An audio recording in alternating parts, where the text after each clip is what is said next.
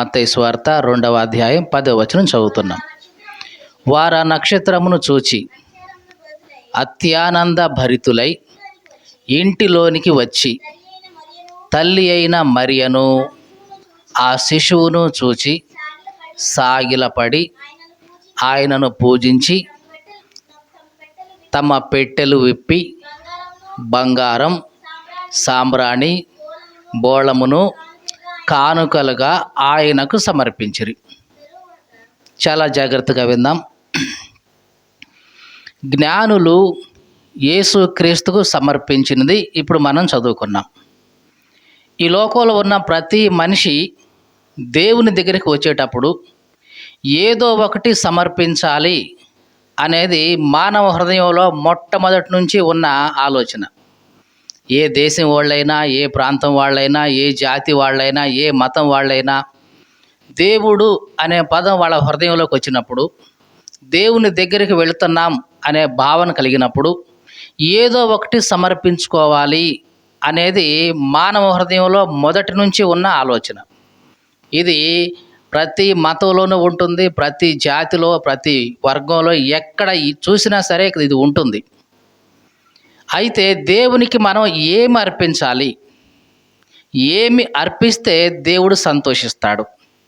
మరి ముఖ్యంగా ఈ క్రిస్మస్ దినాల్లో చాలామంది వాళ్ళకు ఉన్నది సమర్పిస్తూ ఉంటారు.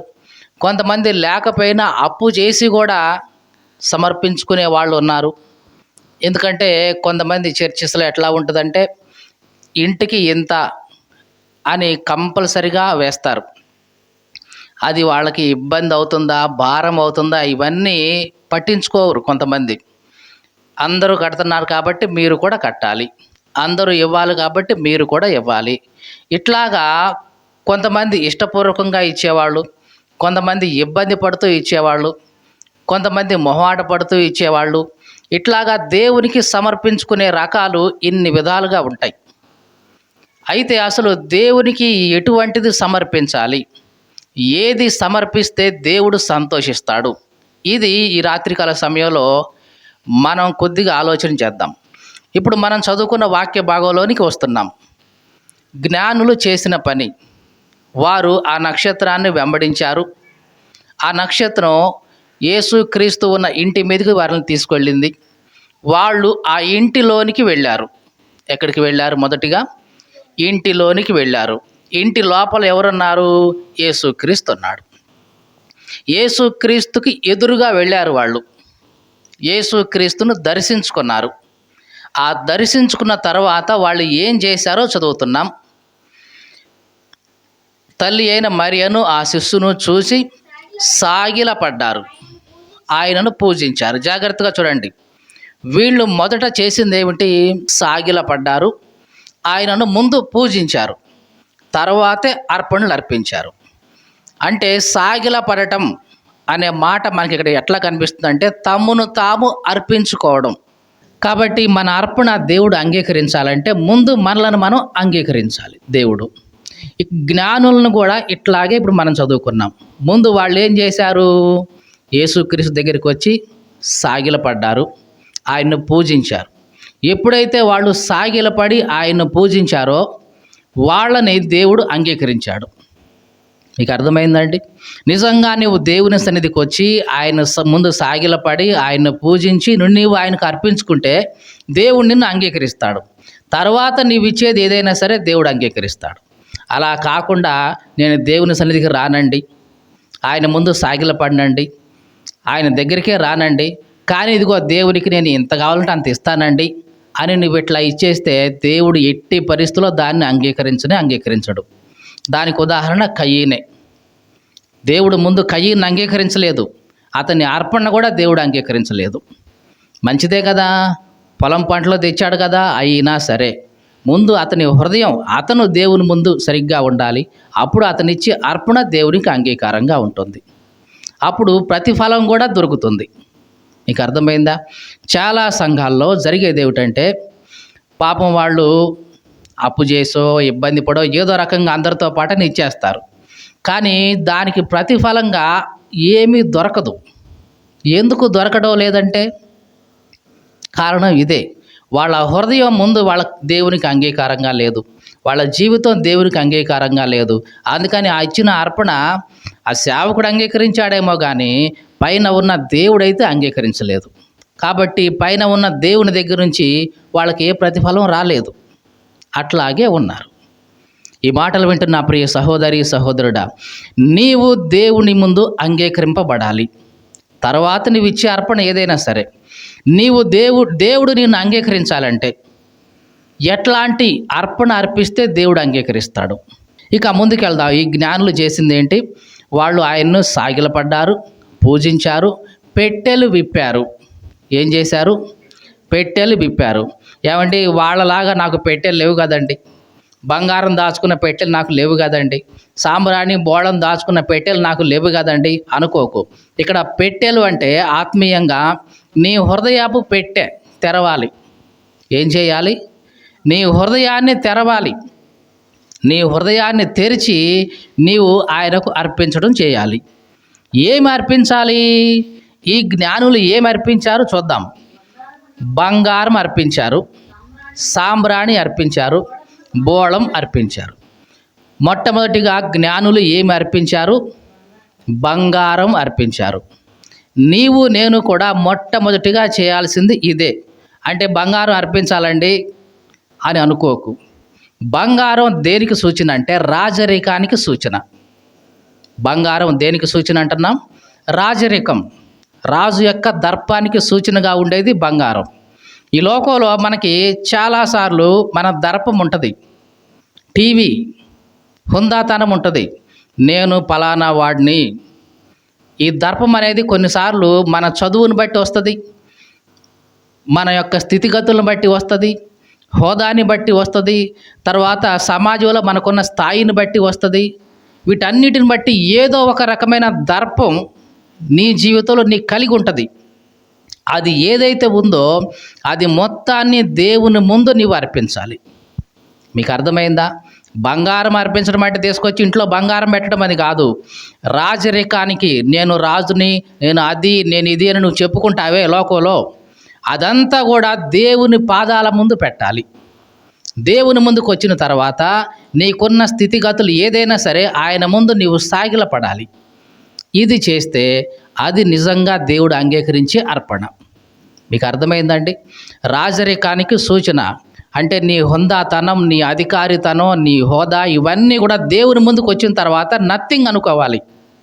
అయ్యా ఇవన్నీ నీవిచ్చినవే కాబట్టి ఇదిగో నీ ముందు సాగిలపడుతున్నా అని నీ హుందాతనాన్ని, నీ రాజరికాన్ని, నీ దర్పాన్ని, నీ అధికారాన్ని అంతా కూడా ఆయన ముందు వేస్తే అది నిజంగా నీవు దేవునికి అర్పించే గొప్ప అర్పణ. ఇక రెండవదిగా వీళ్ళు ఏమి అర్పించారు? సాంబ్రాణి అర్పించారు. సాంబ్రాణి గురించి తర్వాత మాట్లాడదాం. మూడవదిగా ఏమి అర్పించారు? బోళం. బోళం దేనికి సూచన అంటే యాజకత్వానికి సూచన. దేనికి సూచన అంటున్నాం? యాజకత్వం. జాగ్రత్తగా చూడండి. బంగారం దేనికి సూచన అన్నాం? రాజరికానికి అంటే లోక సంబంధమైన అధికారానికి సూచన, లోక సంబంధమైన దర్పానికి సూచన.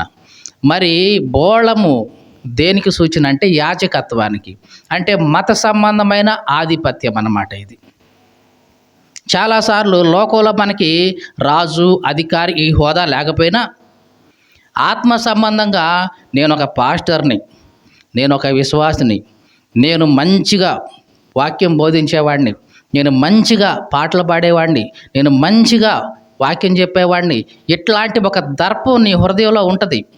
అది ఆత్మ సంబంధంగా ఉంటుంది.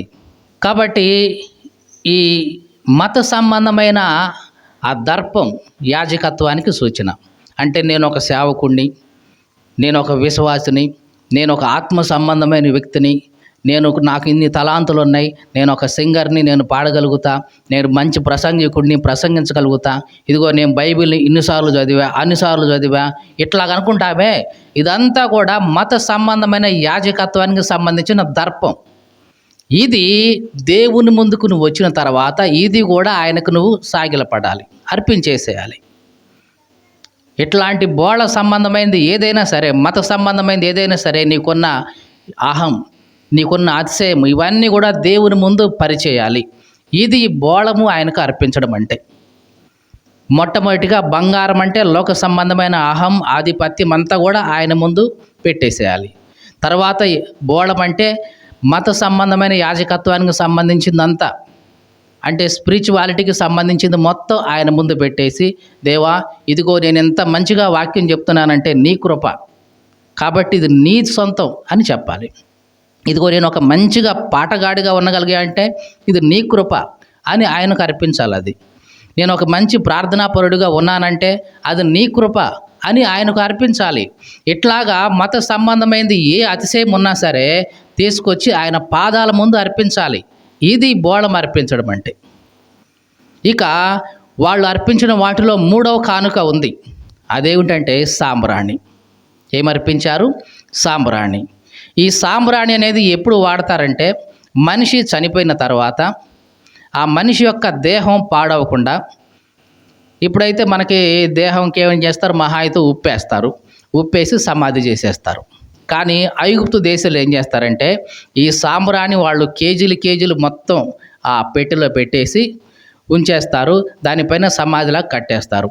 ఆ సాంబ్రాణి మొత్తం దేహానికి పూయడం వల్ల వచ్చేది ఏంటి అంటే కొన్ని సంవత్సరాల తరబడి కూడా ఆ దేహం పాడవకుండా అట్లాగే ఉంటుంది. ఇప్పటికీ కూడా ఈజిప్ట్ మమ్మీలు ఉంటాయి. మమ్మీ అంటే ఏదో అనుకునేరు, చచ్చిపోయిన వాళ్ళని సమాధి చేసేసి దాని మీద కడతారు, దాన్నే మమ్మీ అంటారు ఐగుప్తీయులు. దాంట్లో ఏముంటాయి? ఆ శవాలే ఉంటాయి. కొన్ని వందల సంవత్సరాల తర్వాత చూసినా సరే ఆ శవాలు అట్లాగే ఫ్రెష్గా ఉంటాయి. ఎందుకంటే బోళం తర్వాత సాంబ్రాణి ఎక్కువ వాడతారు. యేసుక్రీస్తు చనిపోయిన తర్వాత కూడా ఆయన దేహానికి పోయటానికి సాంబ్రాణి వాడారు, బోళం కూడా వాడారు.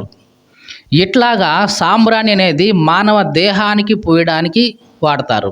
కాబట్టి ఇక్కడ సాంబ్రాణి అనేది మానవత్వానికి సూచనగా ఉంది, అంటే మనిషికి సూచనగా ఉంది. ఈ లోకంలో నీ మానవత్వం ఏదైతే ఉందో, మనిషిగా నువ్వు ఏవైతే ఉన్నావో మనిషిగా నీవు ఆయనకు సమర్పించుకోవాలి. దేవా నాకు జీవితం ఇచ్చావంటే ఇది నీ కృప, ఆయుష్ ఇచ్చావంటే ఇది నీ కృప, ఆరోగ్యం ఇచ్చావంటే నీ కృప అని మనిషిగా నీకు ఏమేమి కలిగి ఉన్నాయో, నీకున్న జ్ఞానమే కానీ, తలాంతే కానీ, ఆరోగ్యమే కానీ, ఆయుషే కానీ, నీ భార్యే కానీ, బిడ్డలే కానీ, ఇవన్నీ కూడా దేవుడు నీకు ఇచ్చినవి నాయనా, ఇవన్నీ నీవిచ్చినవే కదా అని చెప్పి ఆయన సన్నిధిలో మోకరించగలగాలి. ఇలాగ చేస్తే నిజంగా నీ అర్పణ దేవుడు అంగీకరిస్తాడు. దేవునికి నీవు అర్పించాల్సిన విలువైన కానుకలు ఇవేనండి. నీ డబ్బు దేవుడేమి తీసుకోడు, నీ బంగారం దేవుడేమి తీసుకోడు. కానీ ఇదిగో నీకున్న అతిశయం, నీకున్న అహంకారం, నీకున్న దర్పం, నీకున్న రాజరికం, నీకున్న టీవీ, ఇదిగో నాయన సమస్తము నీవిచ్చిందే అని ఎప్పుడైతే నువ్వు సాగిలపడతావో అది నిజంగా దేవుడు నిన్ను అంగీకరించే శ్రేష్టమైన అర్పణ. ఇట్లాగా నీవు ముందు చేస్తే తర్వాత నీవు ఇచ్చేది ఏదైనా సరే దేవుడు అంగీకరిస్తాడు. మీకు అర్థమైందండి? నీవు ఇది చేయకుండా ఇదిగో నేను 1000 ఇస్తున్నాను, 2000 ఇస్తున్నాను, 3000 ఇస్తున్నానని చెప్పేసి ఇచ్చేస్తే, మైకులో చదివిస్తే దేవుడి దగ్గర నుంచి నీకు ఏ ప్రతిఫలం రాదు. నేను చెప్తున్నాను కదా, 100% ఇది వాస్తవము. నీ జీవితం మారకుండా, నీ బ్రతుకు మారకుండా, దేవుడు నిన్ను అంగీకరించకుండా నీవు ఇచ్చే కానుక అర్పణ ఏదైనా సరే దేవుని దగ్గర నుంచి నీకు ఎట్టి ప్రతిఫలాన్ని తీసుకుని రాదు. దేవుడు దాన్ని అంగీకరిస్తే కదా నీకు ప్రతిఫలం తిరిగి వచ్చేది. ఈ జ్ఞానులు చేసింది ఇదే. వీళ్ళు ఏం చేశారు? బంగారం అర్పించారు, బోళం అర్పించారు, సాంబ్రాణి అర్పించారు. ఇది నీవు నేను కూడా చేయగలిగితే ఆ జ్ఞానుల్ని అంగీకరించిన దేవుడు నిన్ను నన్ను కూడా అంగీకరిస్తాడు. ఈ మాటలు వింటున్న ప్రియ సహోదరి సహోదరుడా, జాగ్రత్త.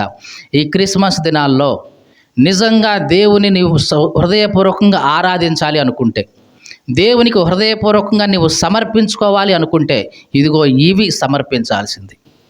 దేవుని ముందుకు రావడానికి నీ ఉద్యోగాలు నీకు అడ్డు ఉండకూడదు, దేవుని ముందుకు రావడానికి నీ అధికారం నీకు అడ్డు కాకూడదు, దేవుని ముందుకు రావడానికి నీకున్న అధికారం, నీ హోదా, నీ స్థితిగతులు ఇవన్నీ అడ్డు రాకూడదు. అలా వస్తున్నాయి అంటే జాగ్రత్త. నీవు వాటిని వెంటనే దేవుని ముందు పరిచేసేయాలి. దేవా ఇంత అధికారం నాకుందంటే అది నీవిచ్చింది, ఇంత జ్ఞానం నాకుందంటే నీవిచ్చింది, ఇదిగో ఇది నేను కలిగి ఉన్నానంటే ఇది నీవిచ్చింది అని, ఇదంతా కూడా ఆయన ఇచ్చింది అని చెప్పి ఎప్పుడైతే ఆయన ముందు సాగిల పడతావో అప్పుడు నిజంగా దేవుడు నిన్ను అంగీకరిస్తాడు. మరి మనం ఎటువంటి అర్పణలు అర్పించుకుంటున్నాం? ఈ జ్ఞానులైతే యేసుక్రీస్తు అంగీకరించే విధంగా వాళ్ళు అర్పణలు అర్పించారు. మరి మన అర్పణలు కూడా దేవుడు అంగీకరించాలంటే ముందు మనలను అంగీకరించాలి. మీకు అర్థమవుతుందండి? ముందు మనలను అంగీకరిస్తే మనం ఇచ్చేది ఏదైనా సరే దేవునికి అంగీకారమే. మనమే అంగీకరించబడకపోతే మనం వెనకాల సంపాదించింది ఏది దేవునికి ఇచ్చినా అదైతే దేవుడు అంగీకరించడండి. ఒకవేళ ఎదురుగా ఉన్న ఆ మనుషులు అంగీకరిస్తారేమో, కానీ దేవుడైతే దాన్ని పైనుంచి అంగీకరించడు. కాబట్టి జ్ఞానుల్లాగా విలువైన అర్పణలు, అది కూడా దేవుడు అంగీకరించే అర్పణలు మనం చెల్లించుదాం. దేవుని చేత అంగీకరించబడదాం. జ్ఞానుల్లాగా మనం కూడా జీవిద్దాం.